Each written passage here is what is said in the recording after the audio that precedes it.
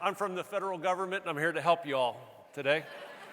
And it's an honor for me to be here. You're probably wondering what in the world your leadership team was smoking when they asked somebody from my line of work to come here and speak.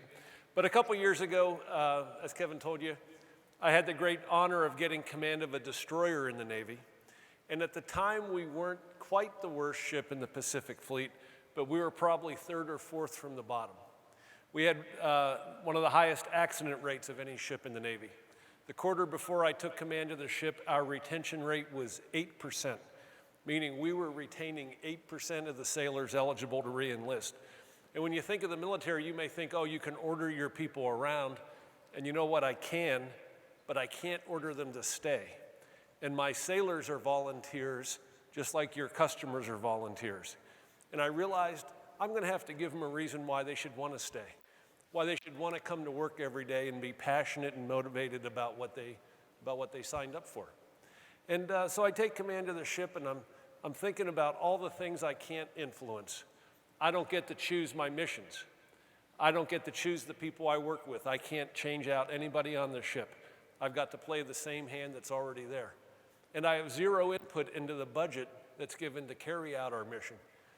And I'm thinking, this is it. It's the end of the line for me. I'm never getting promoted again. I'm not smart enough to turn this ship around.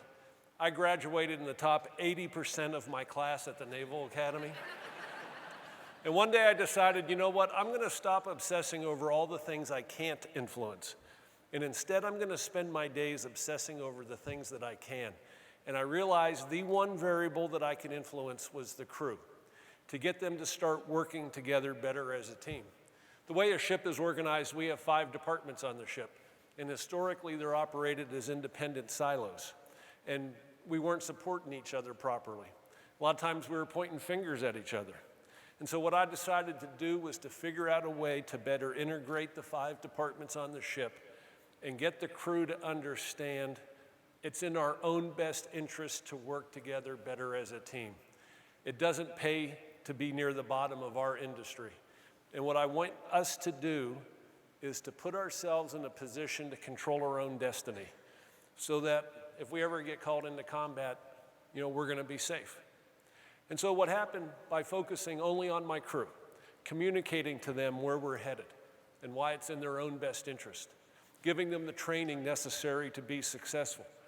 But at the end of the day, I also listened to them. I interviewed every sailor on the ship, all 310 of them. And I tried to treat them with respect and dignity and get them to understand, we're all in this together. And what happened was, in 15 months, the same crew that was performing near the bottom was awarded the Spokane Trophy. It was an award started in 1908 by President Theodore Roosevelt, given annually to the best ship in the Pacific Fleet. In years 3 and 4 after I left the ship, Benfold won the award for best ship in the entire U.S. Navy.